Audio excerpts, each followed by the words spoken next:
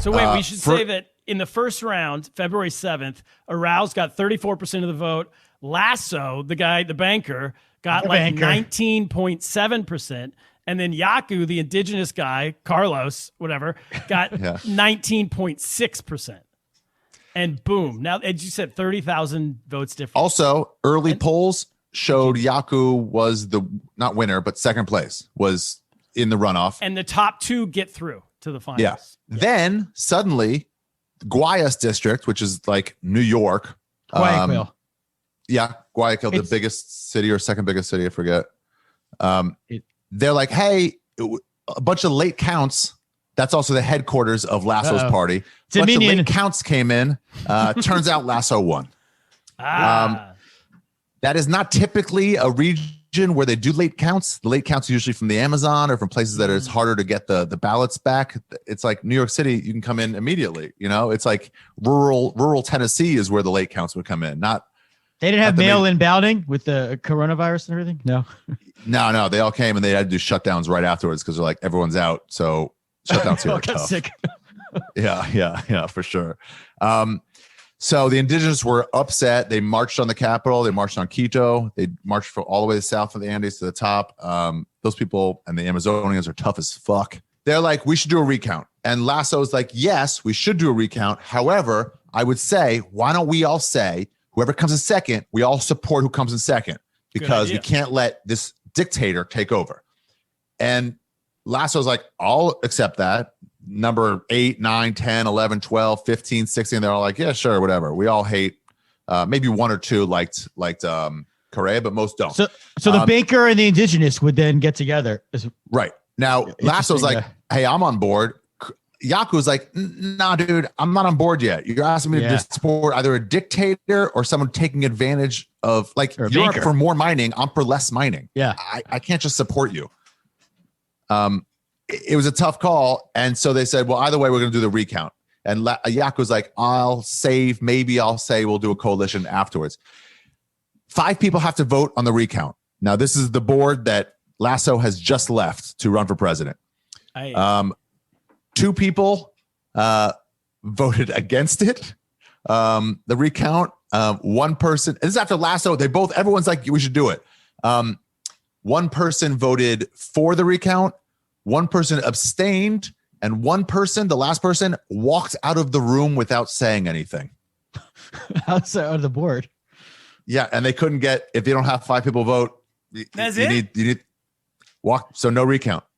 But there's no automatic. It's not like if you're within 30,000 votes, it triggers an automatic recount or anything. If there's ever should be a recount, it's when it's that close and some fucking. And they even said, like, we'll do the recount in Guayas, which Yaku and all the people are like, no, that's where the fucking corruption is. Those are the fucking fake votes. Yeah. Wow. And so what happens now? So as it stands now, also here's what you should know. So Arauz is most likely going to beat Lasso. Okay. Because he represents people like fuck the bankers, fuck the rich. Correa's for us. Correa would have and Arauz would have a much harder time beating Yaku. He would be the underdog against Yaku. Arauz wants Lasso as his competitor, right? It's a good matchup. Go down, take down the banker. Yeah.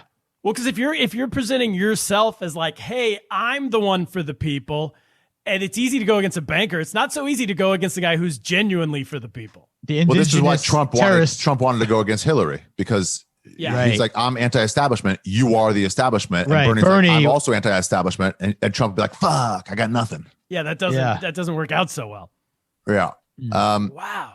So I don't know who canceled the recount. And also they said they were going to do it. At first it looked like Yaku was going to win. Then they were going to do then didn't. Then they're going to do a recount. Then they're not, under weird circumstances. And it's like, it was either Lasso or Arauz Correa saying no recount. And so now so there's no chance Yaku, because it seems like now Yaku has at least some amount of power. He can endorse. Right. If they give him some concessions, right? Okay. So here's what he's saying. There's a new twist. I love this shit because it's like, you ever watch like a telenovela or a talk show in another country and you realize how dumb your own soap operas or talk shows are? Because you can, like, I don't understand this language, but I see it's almost the same shit that we have. Right. but it You looks don't so have to, you don't have to ridiculous and understand. overacted. Yeah. I have amnesia. I see so much corruption from our government based on what's going on here. I'm like, oh, we got something like that. Oh, fuck, we're all fucked. Yeah. We're not really actually voting These for people. stories repeat themselves everywhere in the world. Yeah, and if you don't have a horse in the race, you just see it as like, that seems lame. Totally. So there's one option. Yaku is is asking for people to spoil their votes. If someone doesn't take 50% of the final vote, with down between the last two people, the election is called null. Get your ballot, tear the corner. Your ballot is spoiled. So if 20% of the people or more spoil their votes, then it's a possibility, unless Arauz wins handily, that they'll be like, and then that what do election they didn't do? count. That's Let's do it again. And then people. That's crazy as a move, though. It's fun. I would think the better move, if I'm Yaku, is to try to like get some of my agenda into Lasso, and then I'll endorse him, or give me a seat, give me a cabinet position or something. Okay, or Correa. That's the problem. He's like, he's a dictator, but he does support. He's a liberal dictator. He's like a Chavez light type dictator, Maduro light. Yes. So he still has elections, so he's not Chavez, real elections. I see. Yeah. But you think you go that way, but what happens if does Moreno just stay in power in the meantime? Is that how that works? I guess he stays in power. That's good for him, sure. But I do know Moreno is at the end of his term. He can't run again. Right, but he's still the president until they figure it out. So if they keep having elections that are null and void, that sort of benefits him too, because he stays in power. One cool thing about Yaku and the I forgot the name of the party, but they were at two seats on the Senate or whatever the Senate is, 3 or 5 years ago, 4 years ago. Now they have 19 seats. They're getting more and more powerful as they are endorsing liberal causes that are causing, like, all over the world, getting more, press, supporting women. Let's have less battery, more indigenous rights, more environmental rights. Oh, it's bad here. Or at least they're saying we should stop it. I don't know. They don't want none. They just want less. Less. Yeah. I mean, like, guys, let her earn it. Don't scare her for nothing. If she earns it, obviously, obvio. Yeah. But you know what? Can't speak for the untouchables out there in the wherever they're. That's why you don't come in with your rules.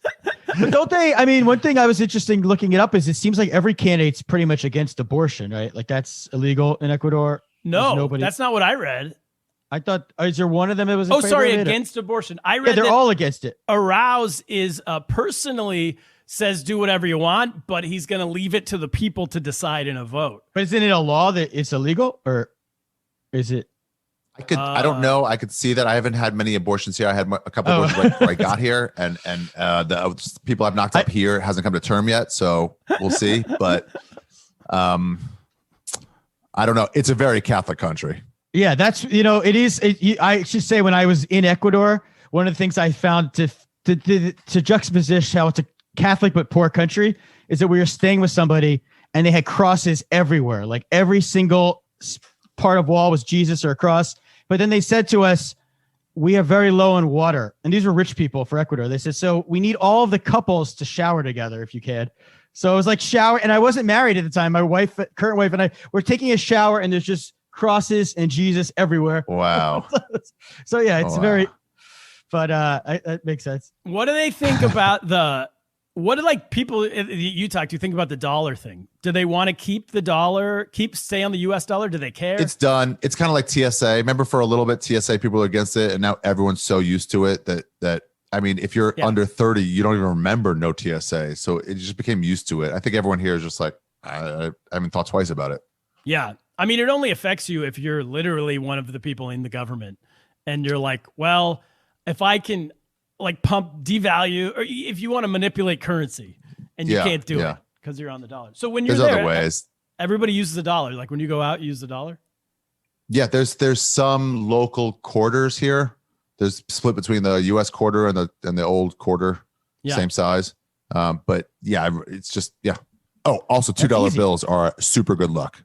So I brought 100 with me and people like, you should see it when you hand them a 2, they'll be like a mixture between like cool, thanks, which is rare. They haven't seen it, or like cool, Does it count for more? Does it count for more than 2? Is it like the person who told me about it says, value is not like an actual value. It's $2 worth $2, but it has a emotional value of about $7.50. wow?